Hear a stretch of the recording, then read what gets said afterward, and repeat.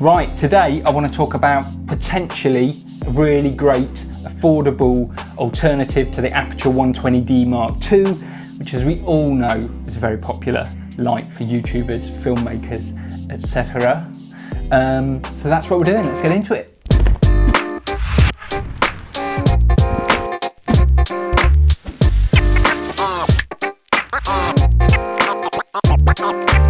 Hey friends, Will here. Happy New Year. It's been a while since I've uploaded a video, so it's great to be back to it, and I am starting the new year with a new video light. So I have, for a long time now, wanted to get my hands on an Aputure 120D and an Aputure 120D Mark II when that was released. The thing is, right, that light in the UK is about £750. Then you need to get the light dome and you're talking over £1,000. And for me personally, I've always found something that I would rather spend £1,000 on other than a light. Even though I know it's an amazing product, I'm just the kind of guy that will sort of try and do things a bit cheaper if I possibly can. So recently, I've noticed a lot of people getting an alternative light called the Godox SL60, which is essentially a cheap alternative. It's a fraction of the price in the UK. Again, about £150, and then you buy a third-party light dome or diffuser, and that gets you to kind of £200, and you've got the sort of a COB LED video light. However, a lot of reviews online for the Godox light, a lot of people complaining that it's got a rather noisy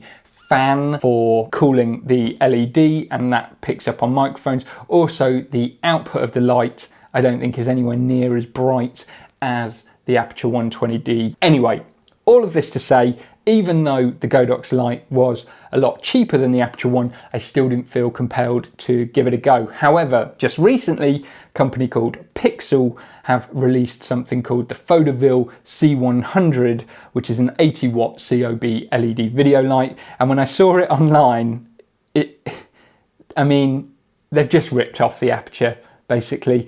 And it's more expensive than the Godox. So the Pixel starts with the C100, which is an 80 watt, and they do actually go up, I think, to like a 250 watt, which I can only assume is a lot brighter, but they all look identical. So I've gone for the C100, which confusingly is an 80 watt video light, and I'm going to show you that today and let you make your mind up over it. But essentially,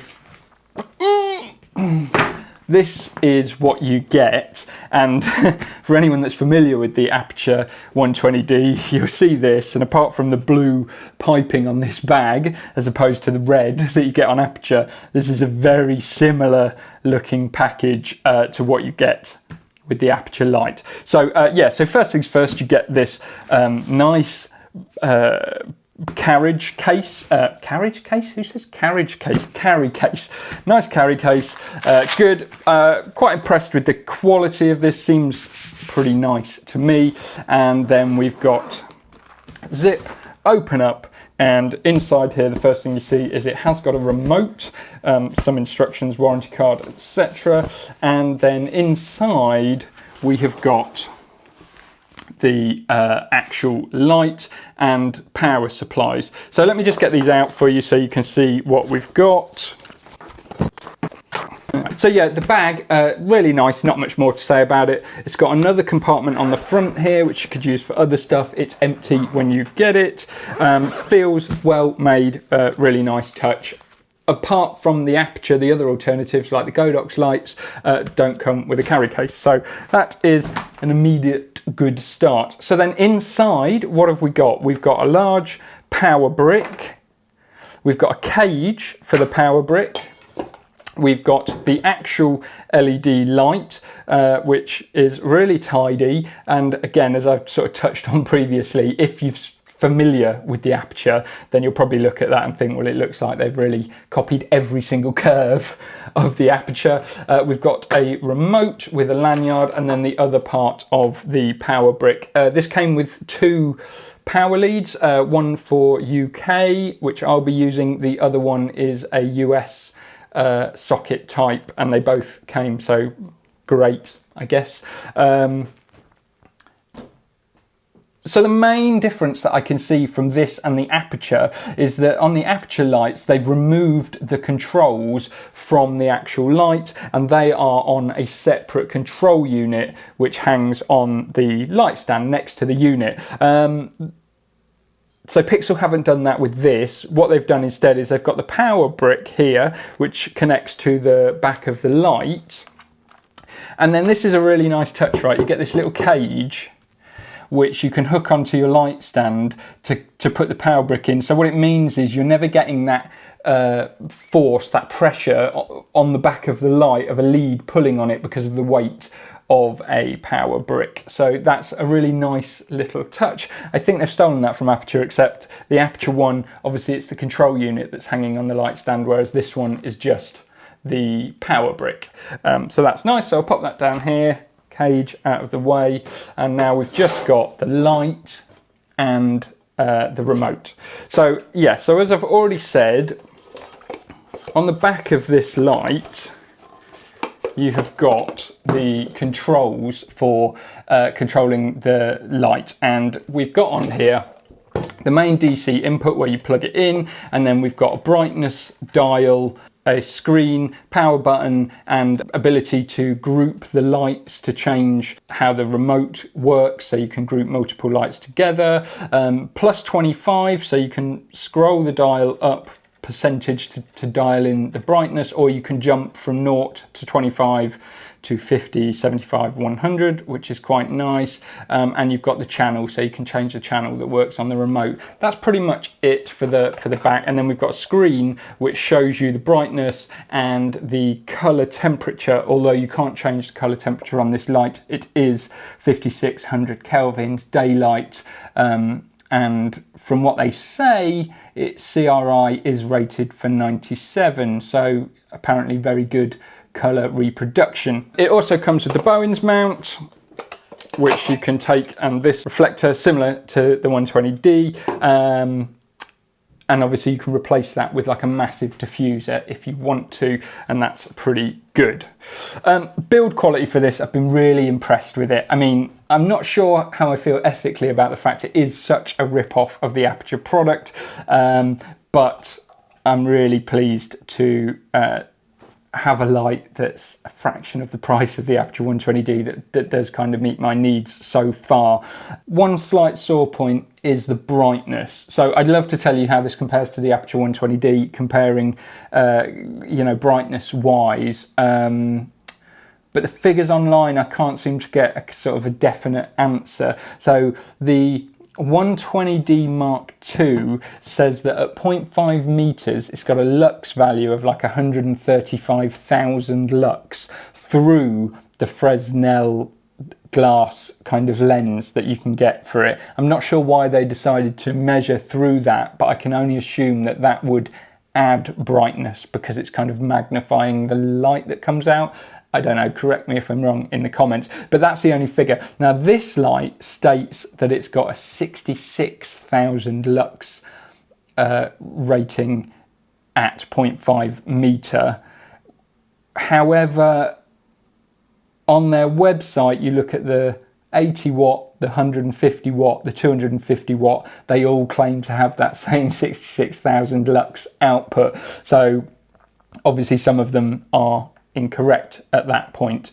All I can tell you is that when not in this particular setup that I have now, but a similar setup to this where I'm in essentially a dark room with just a few lights behind me and I've then main video lights, I'm using this through a massive diffuser and I'm at sort of 50 to 75% brightness. So for my use, this seems pretty bright, and if I wanted to get further brightness out of it, I could either slightly reduce the level of diffusion that I'm using, or kind of tweak my exposure. One other thing as well to say about this is, and I mean what I'll do is I will set this up in a minute and sort of show you the difference of what you can get with this, but one of the main complaints about the Godox light was the fan noise, particularly in the higher wattage models. I can tell you that this I have not heard it. It's super quiet.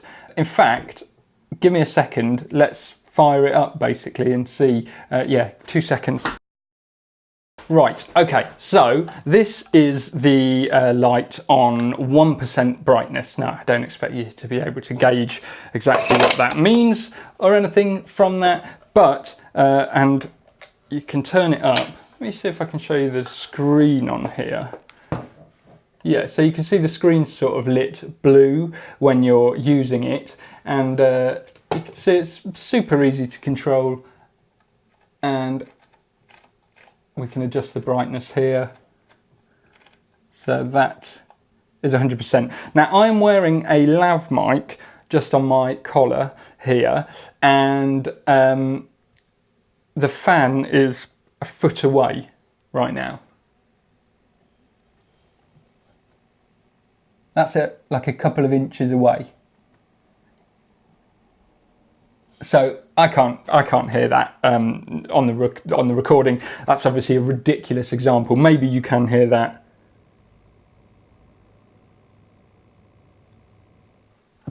But in any kind of realistic use case scenario, I do not perceive that being a problem at all. It's got an intelligent fan system, which means that it manages the intensity of the fan based on the heat of the light, which means that if it was in particularly hot surroundings, then perhaps the fan would increase in volume. And on this button here, let me see if I can show you that. Yes, on the brightness button, there is a fan override, which means if it did get hot, you can override the intelligent fan and force it to come on at maximum. So now I'm imagining that you can probably hear that. Again, my lav mic is like a few inches away from it, and it is considerably louder. If you were doing some sort of close-ups with the light really close to a mic source, then that probably would start to interfere. But I think that use case is pretty minimal actually, and even with that maximum fan output, if this light was on a stand 4 or 5 foot away from me in this kind of setting, I don't think that that noise would be enough to sort of bother me.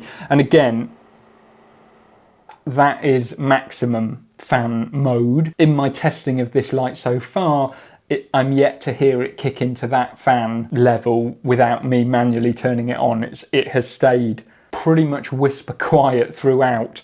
So yeah, that is pretty much everything regarding the light. Now, it also comes with the remote. Let me just plonk this. The remote's a bit weird in the sense that, let's turn this off. There we go.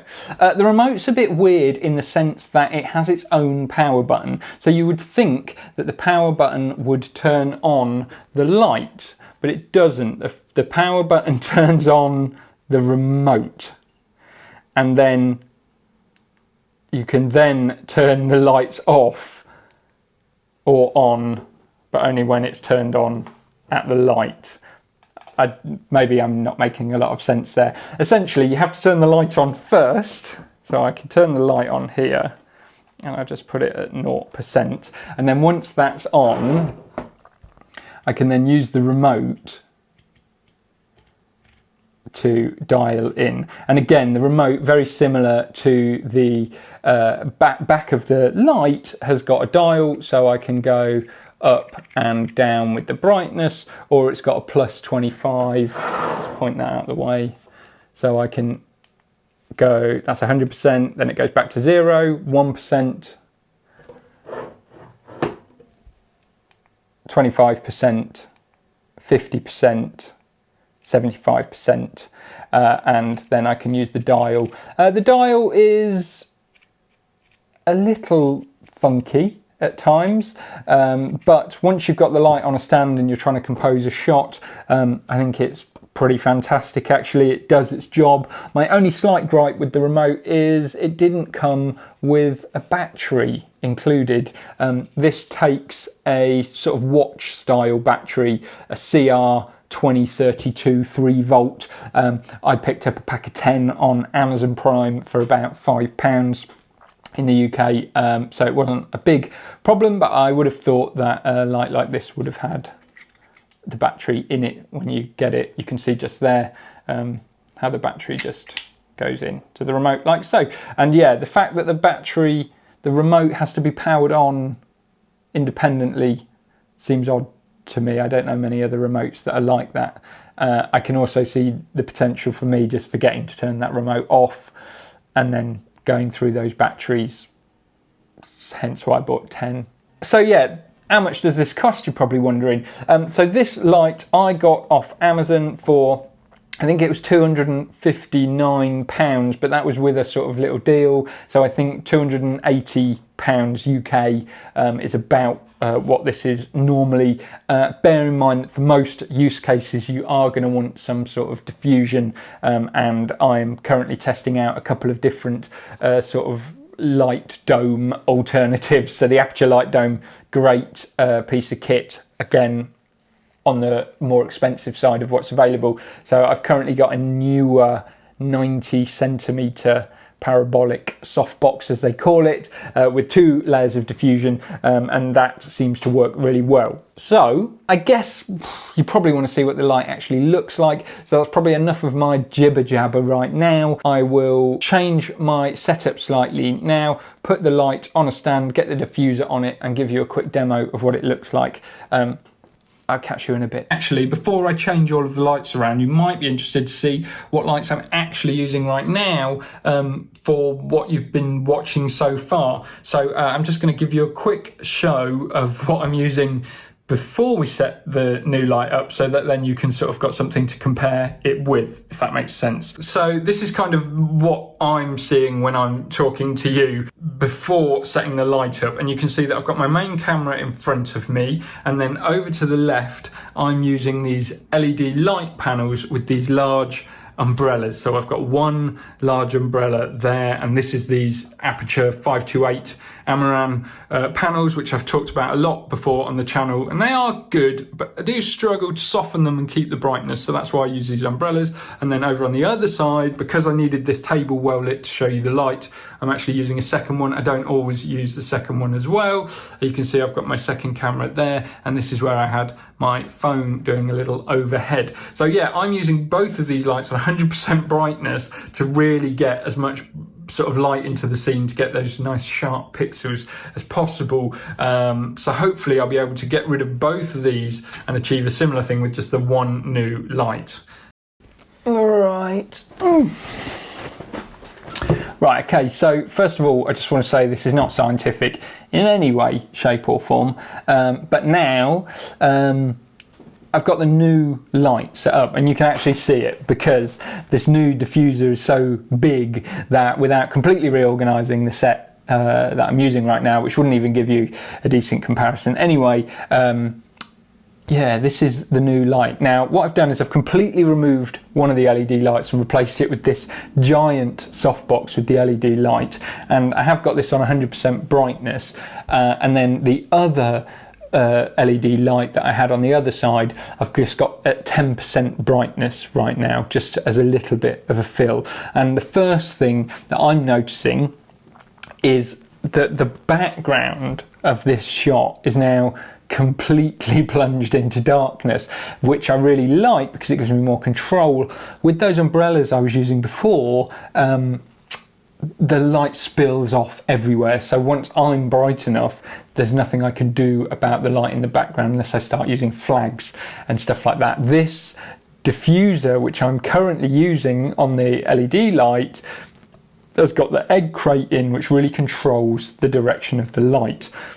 And with the remote, I can turn this, that is 0 brightness, that's 1%, 25%, and even that's, I mean, 25%, that's quite, it's not badly exposed at 25%, that's 50%, and then finally, 75%, and then finally 100%. So I've got a lot of playing around to do with this light, but essentially, for a fraction of the cost of the Aputure, I'm really pleased with it. I'm not sure how I'm going to get on with this this 90 centimeter softbox. I have ordered a 70 centimeter, which I think for the space of the room, which I'm often filming in here, might be a little bit more of a practical approach. I didn't realize quite how big this is going to be,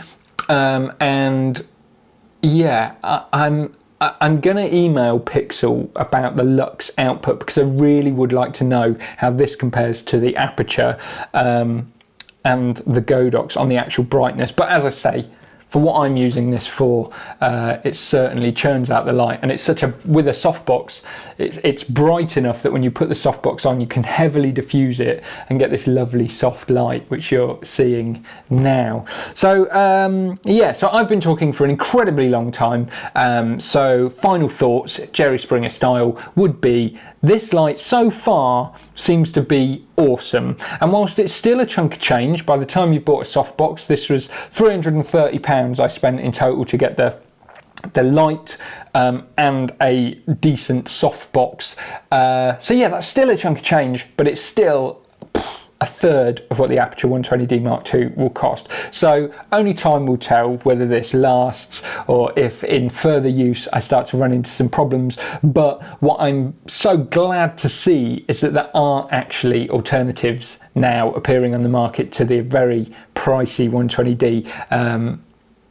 So yeah, that's it. Thanks for watching. I hope you got some useful information from that and enjoyed it. If you did, give the video a like, maybe subscribe to the channel if you like this sort of thing. I talk about filmmaking, cameras, gear, all of that sort of stuff. So yeah, thanks for watching, and I'll see you next time. Peace. Who says peace? Who says peace at the end of a video? I mean, okay, great.